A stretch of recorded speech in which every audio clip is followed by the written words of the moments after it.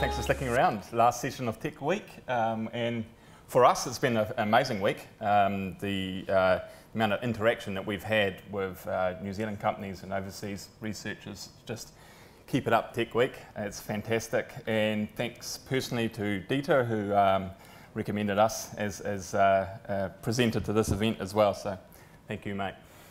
Cool, so we have an opportunity, half an hour, I guess, to talk about our 10-year journey of RevolutionFibres. So hopefully you enjoy what we have to say. So Gareth would have explained just earlier what we do as a company.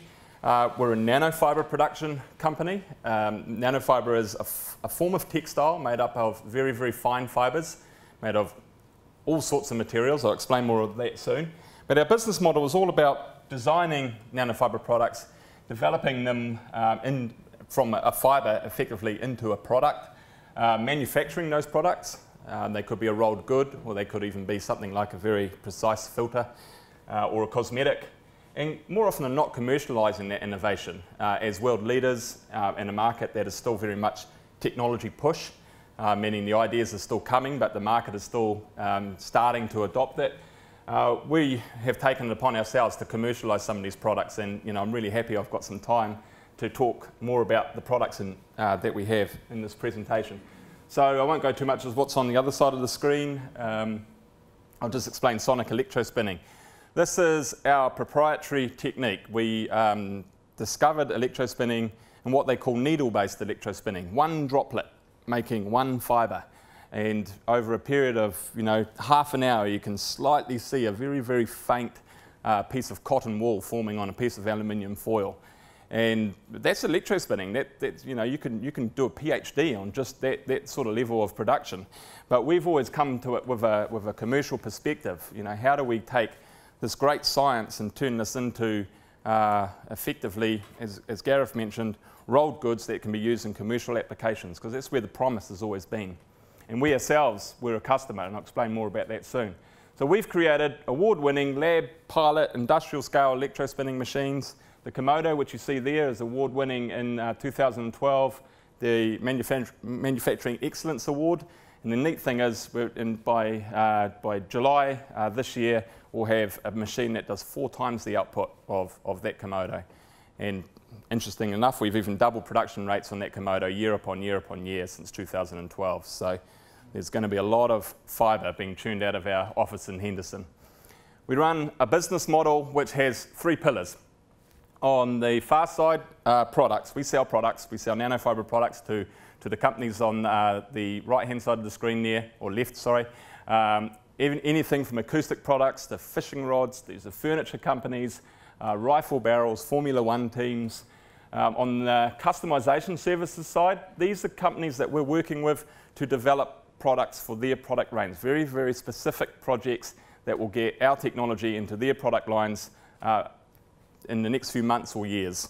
And on the farther side of the screen, these are our R&D partners. These are people that have very specific technology, which we in ourselves are having to do quite an amount of R&D to develop those products, or they're research partners such as Plant and Food Research, Scion, CSIRO, where we work together to push quite deep technical advancements a lot further to a more commercial scale, so that industry themselves will be a lot more interested in what we're doing. So R&D is a massive part of our business. It's probably around about 15 to 20% of our spend, maybe even more. So it's it's a really important part to partner with these people instead of trying to do everything ourselves. So, rewind, 2008, it's almost, it is a decade ago, and it was around about this time, 10 years ago, that we had an opportunity put in front of us. I was working at HRV. It was the fastest growing company in New Zealand at the time, and they had a bit of a conundrum. Ventilation systems were seen as condensation control devices, pseudo heaters, and we always saw them as a health product. So the key was to get the best filter in the world. That was our way of actually saying, well, this is how we're going to challenge it. Our challenge was the HRV system had a very light fan, and we wanted to get ultra high efficiency. So the only way to do that was to have small fibres to create the small holes necessary to capture particles and the like. So we looked at nanofibre. We discovered nanofibre and electrospinning, and we also discovered it was happening here in New Zealand.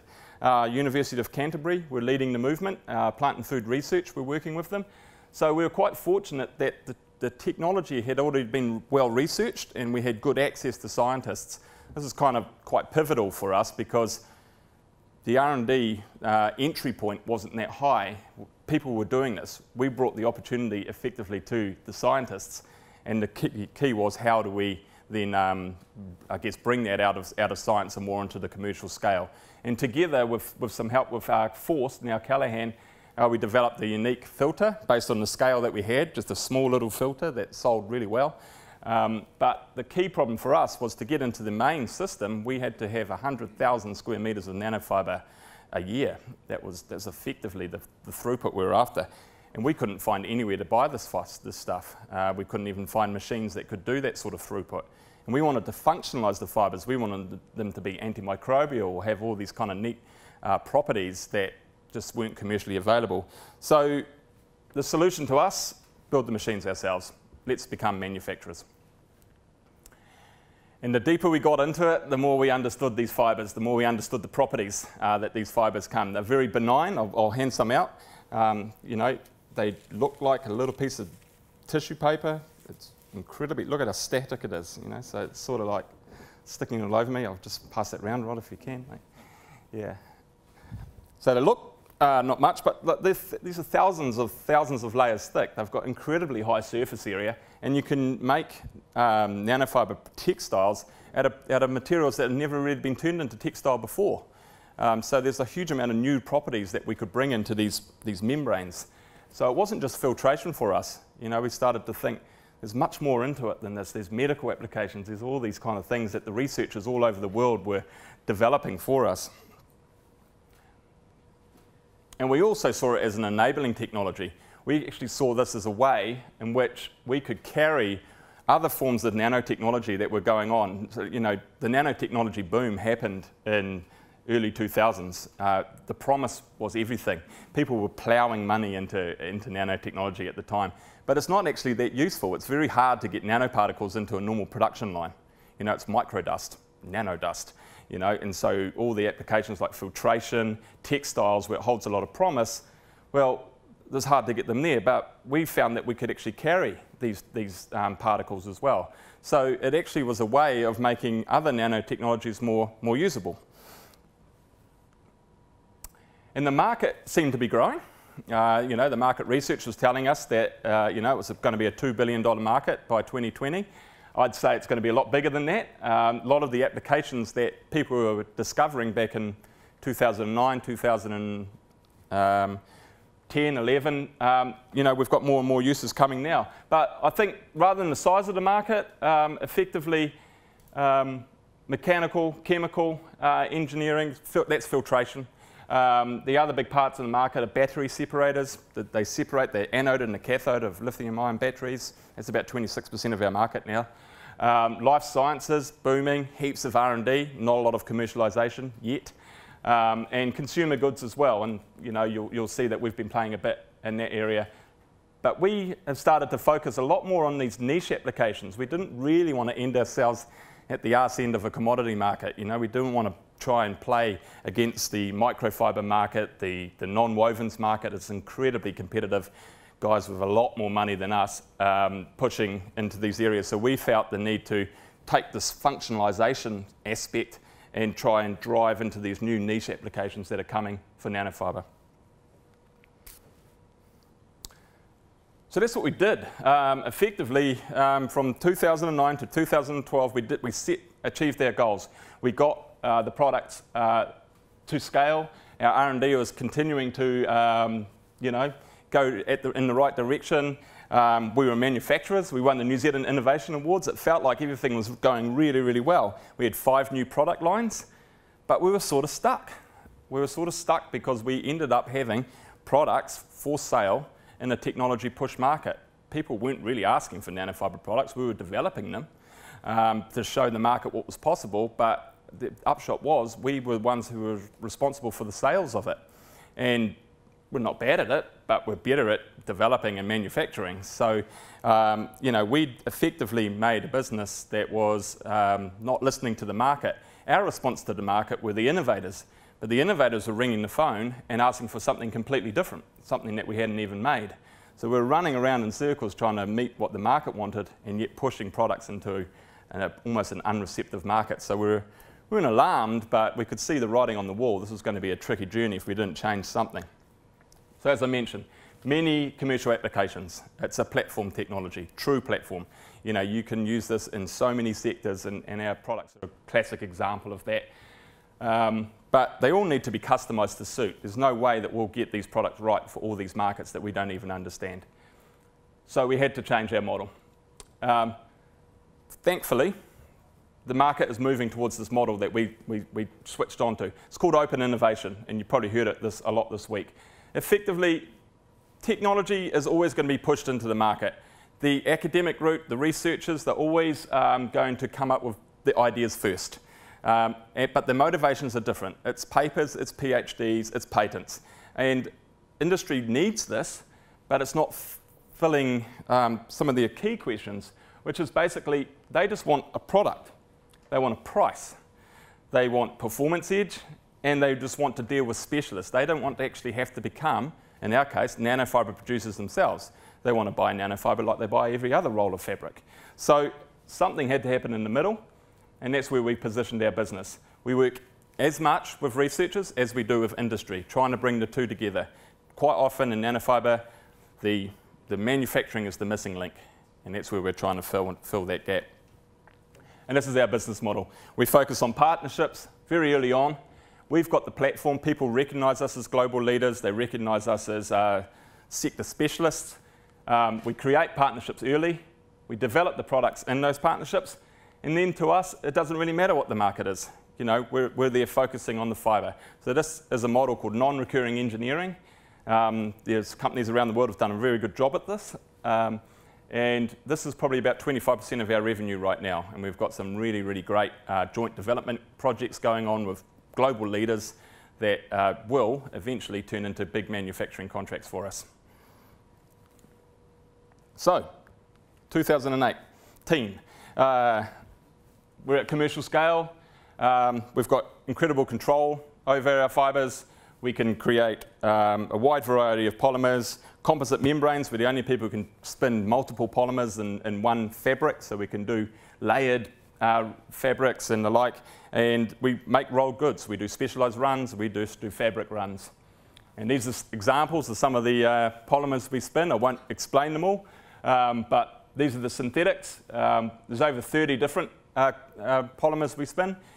These are the biopolymers, and I'll explain a bit more of our focus on waste to value materials, taking materials out of the waste stream, turning them into high value goods with biopolymers production. We produce functional fibres, so as I mentioned, we carry additives. We're becoming world leaders in carrying things like MOFs and MIPs. They look kind of like that under a microscope. It looks like a pile of dust, but these materials are typically very, very hard to use in a commercial setting. But we've turned them into a fabric, and right now we're actually working in quite exciting spaces like high-end filtration, personal protective clothing, and things like defence applications in order to effectively filter out particulates out of the air in the form of a textile, and these types of materials could never really been used in a textile before. We make machines.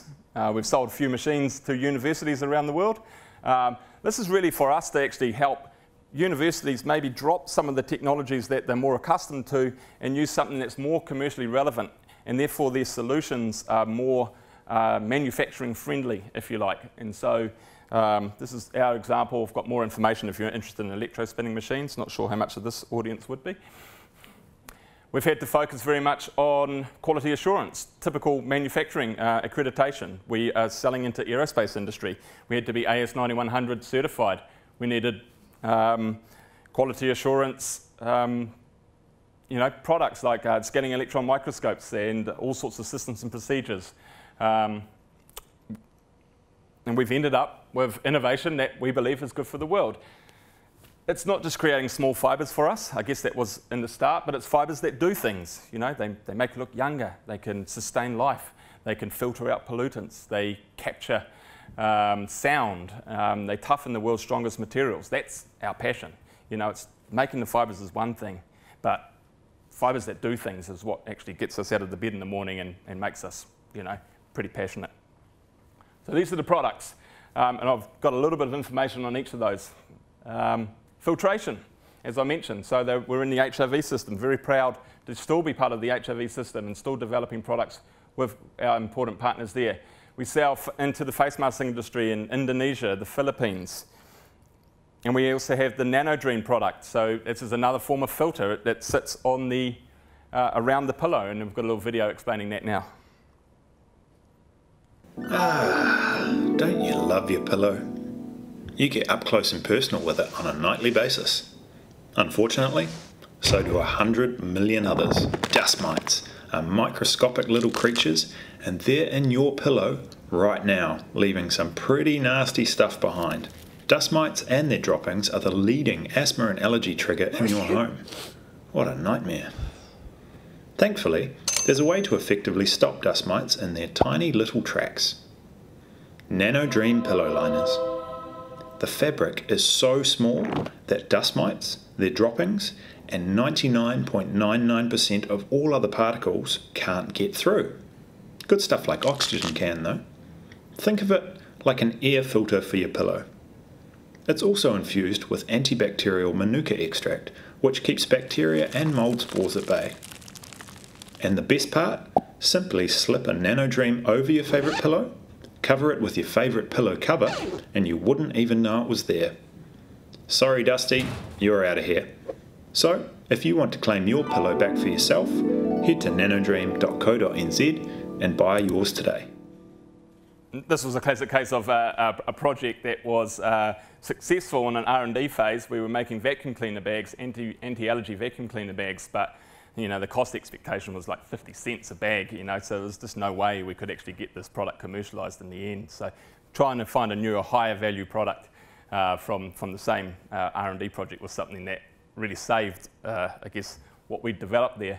There's lots of advancements in filtration. I don't need to go too much into it, but as mentioned, it's all about creating filters that are actively capturing certain pollutants. It stops biofouling if you've got things like moths and MIPS who are capturing just formaldehyde or diesel fume or smoke particles and letting other particles that are less harmful through. So selective filtration. This is our hero product at the moment. It's called Active Layer. Soluble marine collagen. I won't try and explain it. I'll use this video to do that just now.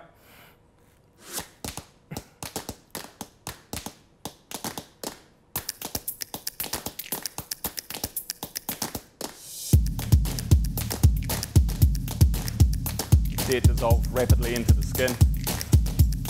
Active Layer has taken years of development. So what we're using is the nanofiber scaffold to carry already proven ingredients into the skin. It's not just collagen being absorbed, it is carrying a range of actives.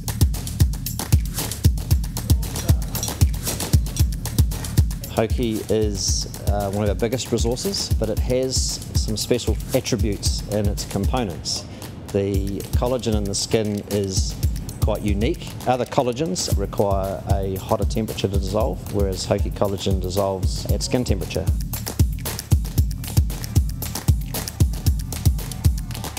What we're seeing is very deep, long-lasting penetration of the active ingredients as well as the collagen. Collagen's a structural protein. It makes up 30% of our dry body mass, and it's in our skin, our bones, cartilage, tendon. It's in the discs in your bag, it's in the liquid in your eye, so it's a major protein in the body.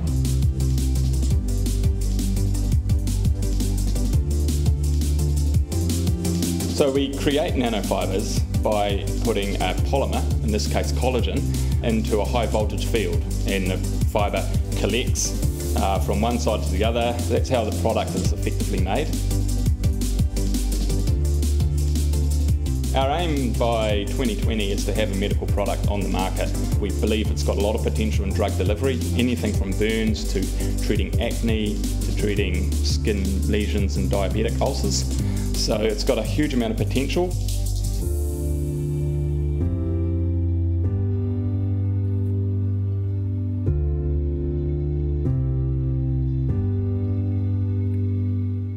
Yes, not long New Zealand, but we launched the product at the Shanghai Beauty Fair this week, so it's still on sales, and some of the feedback from China's been incredible.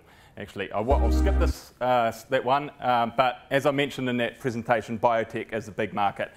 There's a huge amount of effort going into skin scaffolds. You can grow stem cells incredibly well on nanofibre scaffolds. The structure of nanofibre is very much like skin. So a lot of tissue regeneration using these as scaffolds, medical filters, the like.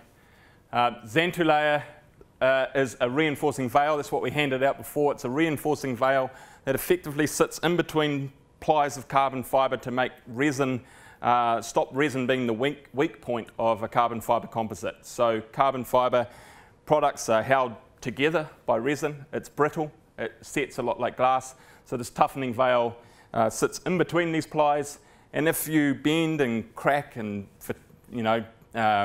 stretch your carbon fibre part, the cracks are not starting to form in between the plies of carbon and cause delamination. So it's used in fishing rods and bike components and all sorts of weird and wonderful places we're doing R&D in this space.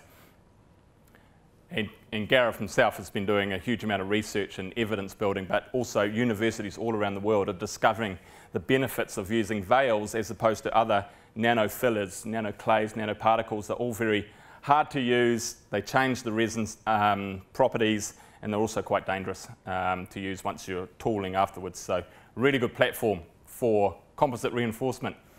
Sound control, those of you who saw our work, nanofibre incredibly good at absorbing sound, just like it's incredibly good at absorbing, I guess, particles. It's, if we can allow sound to get into a nanofibre web, it holds a lot of energy, and it is the thinnest and lightest acoustic fabric in the world at this time. And some of the frequency absorption is quite important in anything from office space right through to UAV, drone technologies, anything that is limited space but you still need to absorb sound. This has got a huge amount of potential.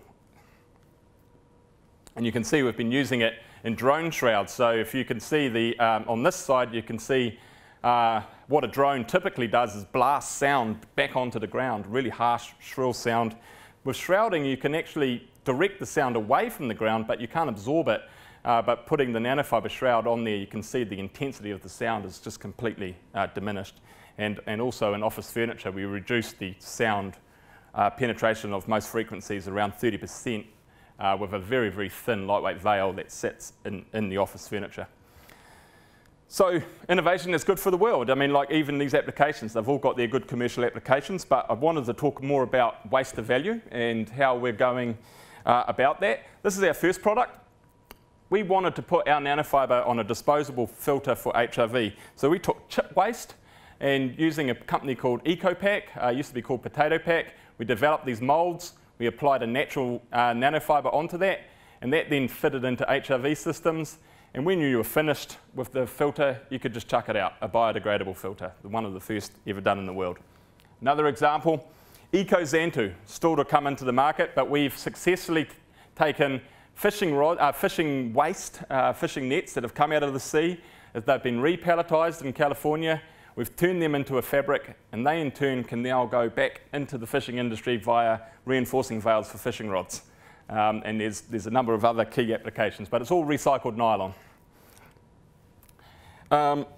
Active layer. So, as was mentioned, fish waste. The skin had very, very little value. We could pull the collagen out of that and create high-value cosmetic and medical products out of that, and still put the fish waste back into the value stream after we've taken the collagen out of it.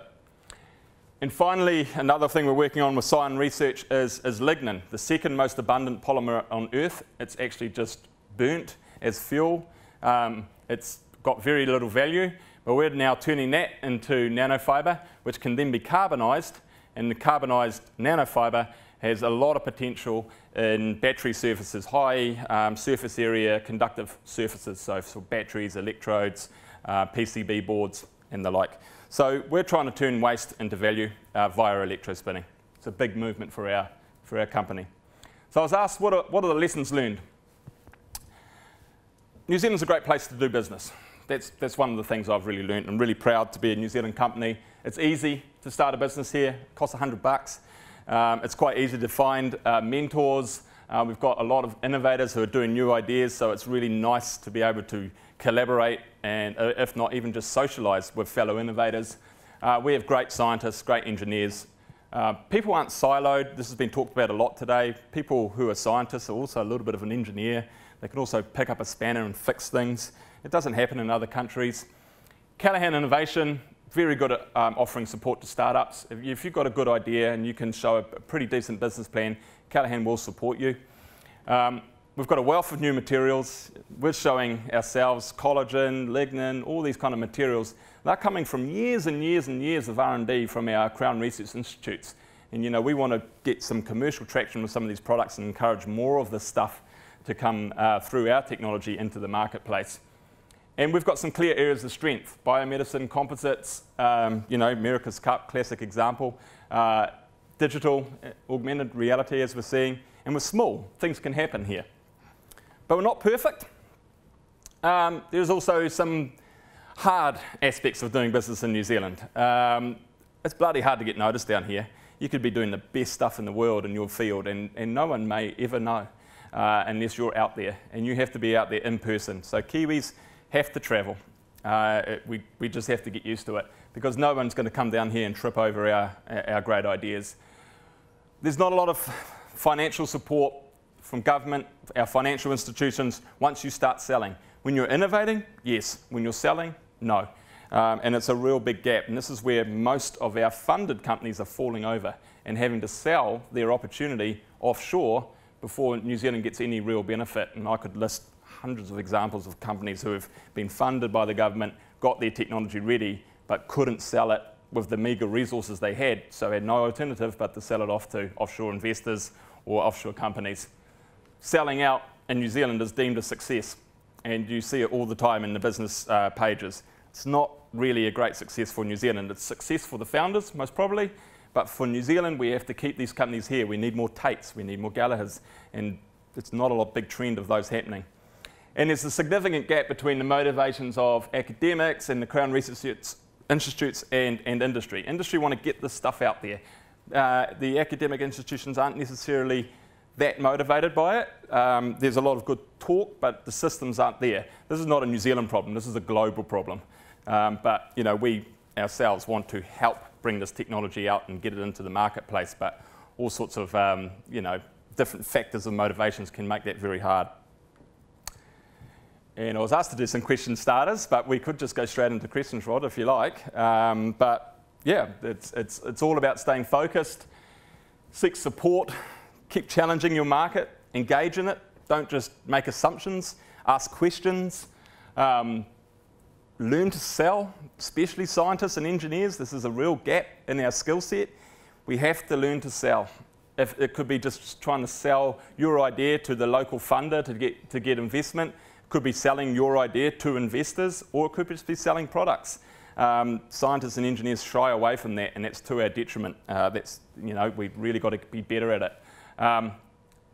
Don't think that your cost of R&D is your only cost. It will cost you twice as much to sell the product, the result of your R&D, than it will do to do the R&D. If you've got an R&D budget of $1 million, it's going to cost you $2 million to get the product out the door. It's just that simple. So partnerships are key. And I also think IP is a bit of a stymie. I think we've got to collaborate, and intellectual property should be driven by your business direction, not so much your IP should not drive your business direction. Your business goes where it goes, the IP strategy follows. And I see a lot of good ideas that never get talked about because people are too scared to, and that really does stop commercialisation. So that's my observations. You know, in a nutshell, there's always ups and downs in business. We're learning a lot all the time. So, yeah, that's pretty much my observations of how things are going out here in the innovation space in New Zealand. That's fantastic. Thank you very much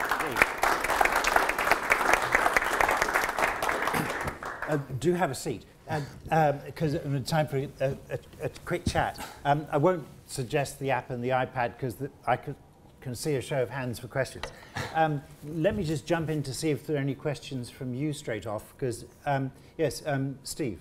Yeah, look, it's great to see our IP points back there, but well, we heard this morning or earlier in the day about a lot of your stuff is eventually closed door. You sort of sell the fabric and you collaborate with a partner, I guess, to develop their solution or a solution for them. Yeah. We're such tools, we don't paint, we just keep, it's our know-how that's important to them. What's your thought on patents? I mean, where I'm getting Well, yeah, SMEs should patent, and they certainly help the value of your company.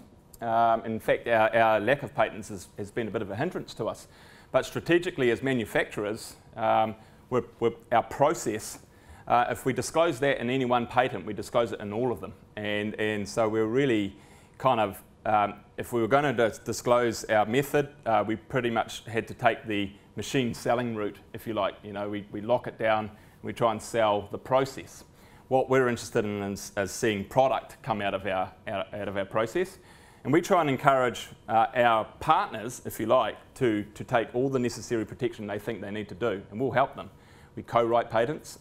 We have our own in the ideas that we have, or we seek freedom to operate in markets where it seems like there's a free path to get into. So, yeah, it's a non-stop minefield, and it is good to have something in your arsenal. So I'm certainly not anti-patent, but I think you've really got to think about where your business is going, and the IP strategy should follow that. And we see a lot of people who've locked the patent down and find out that it maybe wasn't the best thing to do for their business, so went in maybe a bit too early. Thanks. I've just got one question I'll just get in here from Mia. Does Revolution Fibre also sell its machines, or is the focus on products from the machines? Yeah, the focus is on products from the machines. Yeah, you can see we do sell a research machine, and that's because we've seen with research that's happening, 70% of what they're doing is not commercially relevant. They're not using solvents that anyone would put in a workplace. They're not thinking about things like flammability or toxicity, and so we're trying to get them to just scale it up just a touch more, think about the kind of solutions that we would consider to be more commercially relevant, and then when it's time to hand it over to us, it's more ready. We've had so many research projects or inquiries where we just say, look, you're starting again. We're going to have to start everything all over again, and the researcher thinks they're just one step away from the mother load, and we've put them back three years, which is never great. Yes. Thanks. Dieter. I'm really grateful you mentioned the additional cost of sales, and I just want to peel out something that I think you subsumed under sales, and that's code compliance and regulatory approval. I know we've fought some battles together on that. Yes, we have. And it can be, especially for something as relatively novel as the material you produce, it can be a significant cost that a lot of people don't factor in. Yeah. I think Dieter, what we've seen is that there's no way you'll ever know how you're going to go on the regulatory process until you try, and so it's factor that into your timeline. Try and we heard of one company just recently just shipping 20 kgs of a container load order just to see what would happen when they tried to get it across the border, and thankfully they lost 20 kgs in a few months, but they didn't lose a whole container. And you know yourselves, we've landed some of our products in places like China, and there's no rule book. You just have to adapt and bend and flow, sometimes on the whim of whoever receives the goods. So yeah, it's expensive. Thanks. Claire. So this is more of an end-user type question. So does laundering those nanofibre pillow slips preserve or destroy the integrity of the fibres? Yeah, they can handle a few washes, and we prefer hand washing.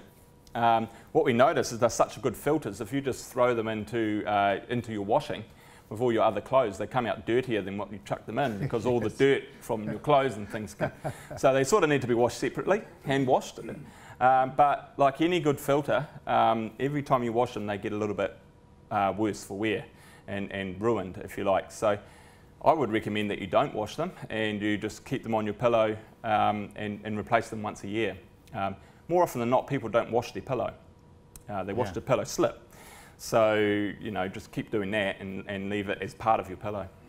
And the retail price is? Well, if you buy one singularly, it's $39, but you buy a pack of 4, you're buying for 120 bucks. This is on the website, nanodream.co.nz. They really work. You actually now, find our stocks last. Yes, they really do work. We've had some fantastic testimonials from asthmatic children who had nightly nosebleeds and always puffing on an inhaler halfway through the night.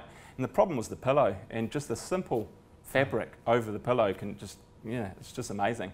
I always find with asthma remediation in New Zealand, we hang out at the bottom of the cliff. Yeah. We prescribe medicines, inhalers, but we don't actually think where's the allergy coming from. And more often than not, it's the pillow. Some more questions or comments? Yeah. Sue. You're saying that engineers need training in sales or learn to sell.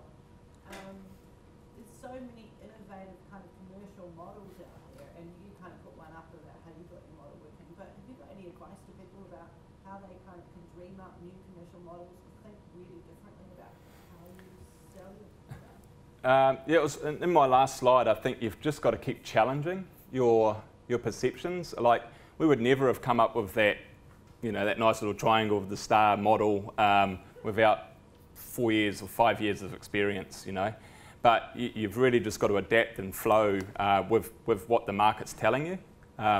There's so many ways you can skin the cat of running a business and what the right business is. We've chosen to, embrace the platform technology. Another approach would have been just pick a silo, pick one of the key markets and become a leader in that. And that was most of the advice we were getting from angel investors and advisors was pick a market, stick to it. But I guess we were hearing the market a little bit louder than they, so sometimes stick to your guns. But it should be market driven, if anything. So there's no one size fits all, I don't think. Thanks. Dieter again. Can you ever foresee a situation where you have to drop the nano out of your promotional material? I mean, your technology is clean air technology, but nano, it's gone away a bit, but it used to be a dirty word. Is that? Yeah, we've always weighed it up, but I think for us there is nano fear, and rightly so. Some materials are particularly dangerous, and I do mention like worker safety, especially for inhalation of toxic nanomaterials. Even people are concerned about things like sunscreens and the like, but it's heavily regulated, the nano space. And this is more of a differentiation from microfiber, which is really just run-of-the-mill cheap stuff. We have to find some way of differentiating it, and I think there's a risk, but it creates an interest factor as well. So you are seen as high tech, whereas microfiber certainly isn't.